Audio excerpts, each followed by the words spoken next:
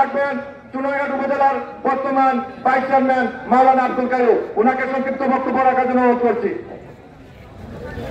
সুপ্রিয় চুনারঘাটবাসী,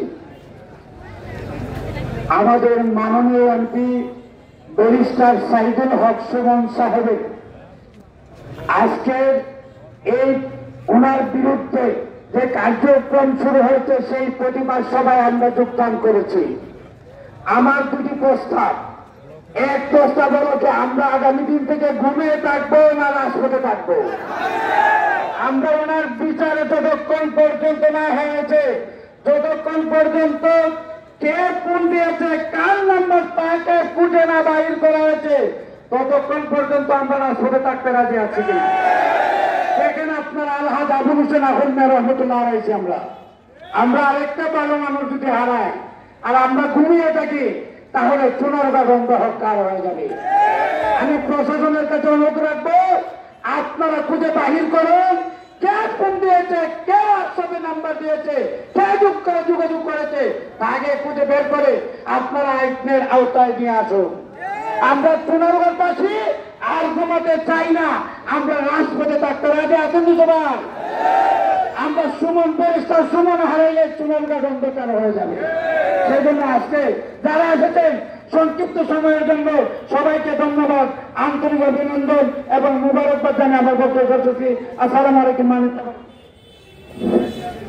আমাদের মধ্যে উপস্থিত হয়েছেন এই পর্যায়ে বক্তব্য রাখবেন সংক্ষিপ্ত বক্তব্য চুনারঘাট সিএনজি শ্রমিক ইউনিয়নের সাধারণ সম্পাদক সাজিদ ভাইকে সংক্ষিপ্ত বক্তব্য। বিসমিল্লাহির রহমানির রহিম।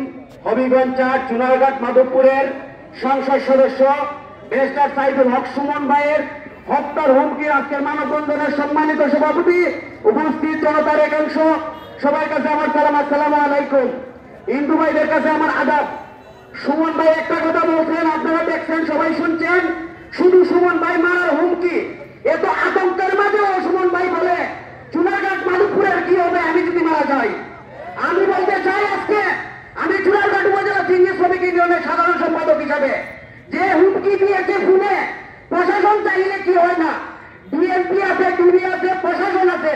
আমি আজকে এই মঞ্চ থেকে দাঁড়িয়ে চুনারঘাট উপজেলা সিএনজি শ্রমিক ইউনিয়নের সেক্রেটারি হিসাবে প্রশাসনকে অনুরোধ জানাবো, যে হুমকি দিছে তাকে টুকিয়ে বার করেন। যদি না বার করেন আমাদের আন্দোলন চলমান চলবে।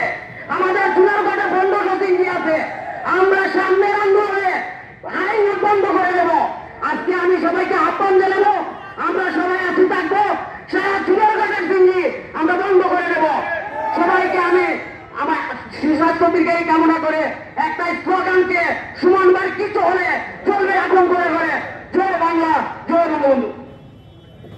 এই পর্যায়ে সংক্ষিপ্ত বক্তব্য রাখার জন্য অনুরোধ করছি সাতপাং উবাডা ইউনিয়নের সাবেক চেয়ারম্যান, চুনারঘাট উপজেলা আওয়ামী লীগের সহসভাপতি জনাব রজব আলী চেয়ারম্যান সাহেবকে সংক্ষিপ্ত বক্তব্য। আজকের এই প্রতিবাদ সভার সম্মানিত সভাপতি, উপস্থিত বিভিন্ন সংগঠনের নেতৃবৃন্দ, উপস্থিত চুনারঘাট উপজেলার বিভিন্ন পর্যায়ে শ্রেণী থেকে এসেছেন, সকলের প্রতি আমার সালাম, আসসালামু আলাইকুম ওয়া রাহমাতুল্লাহ। আজকে আমরা এটি প্রতিবাদ করতে এসেছি। ব্যারিস্টার সুমন কে আমরা চুনারঘাট মাধবপুরের মানুষ যখন আমরা ভোট দিয়ে নির্বাচিত করেছি, তখন ওই ব্যারিস্টার সুমন চুনারঘাট মাধবপুরের মানুষকে সারা বাংলাদেশে আমরা ভালো মানুষ হিসাবে, ভালো একটা এরিয়া হিসেবে আমাদেরকে পরিচিত করেছেন। সোশ্যাল মিডিয়ায় সমগ্র বিশ্বে চুনারঘাট মাধবপুরকে উনি পরিচিত করেছেন। এই অবস্থা যখন শুরু হয়েছে, তখনই একটি কুচক্রী মহল আমাদের প্রাণপ্রিয় নেতা ব্যারিস্টার সাইদুল হক সুমনকে হত্যার হুমকি দিয়েছেন। যারা হত্যার হুমকি দিয়েছেন, আজকে আমাদের প্রশাসনের কাছে বলবো, ভাইয়েরা আপনারা নিশ্চয়ই এটা বার করতে পারবেন। আমি জানি বাংলাদেশের পুলিশ একটা অভিজ্ঞ প্রতিষ্ঠান, যে বাংলাদেশের পুলিশকে সারা বিশ্বে প্রশিক্ষণ দেওয়ার জন্য নেওয়া হয়।